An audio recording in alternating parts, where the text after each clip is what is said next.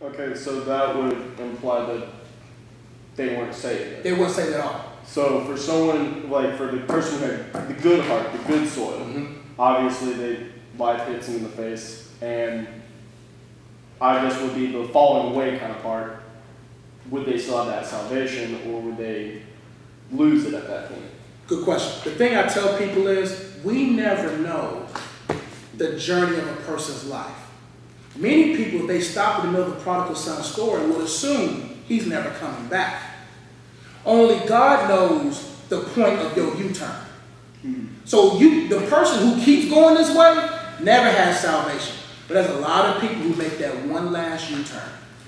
We're talking about last U-turn. Because they came to themselves and realized that I had it better serving God than back out here in the world again. So the Bible talks about, that's another verse, man, I'm getting better with memorizing, but it talks about those that start with you.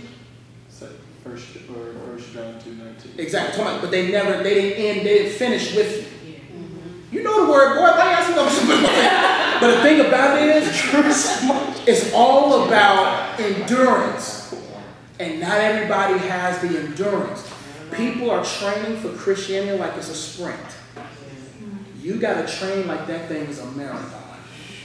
Because those who don't have the conditioning burn out the first mile. But when you pace yourself, that's why understanding is important. When I understand that this thing is a long, long journey, I don't sprint no more. I just briskly walk.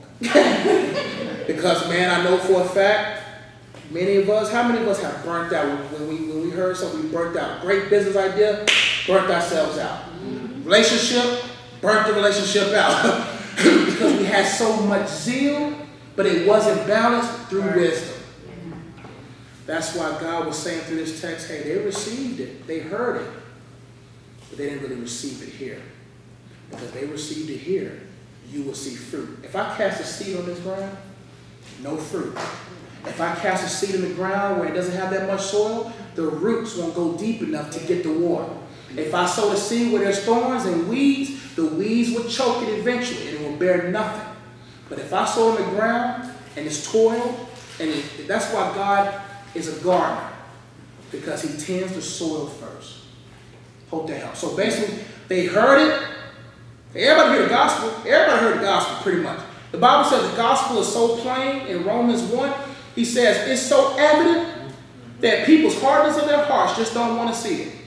The gospel, like, it's evident around us. Yo, creation is so beautiful, but I am so jacked up. Why is that so beautiful, but something's wrong with me? My spirit is willing, but my flesh is really, there's something wrong.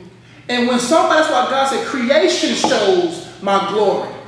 That a person, I tell anybody, what about the people in Ethiopia, them villages? Listen, Jesus don't need all of us, he'll show up. He had people transfigured, running beside the eunuch guy. I mean, the man was running beside him. How do I get this? God can, listen, God can do whatever. He is saving Muslims in countries where the gospel can't be preached through dreams. Surely he can get the people that's in the villages. But he's saying, even if the gospel hasn't even been told to you, you can look up in the sky and say, who is you? Who created these grass? Show me you. Who are you? Because a heart that really wants to know will surely find out. A heart that doesn't want to find out keeps living. Good question, though, man. I'm glad the camera's still rolling, because that's going to be a good question for people, too. Any other questions?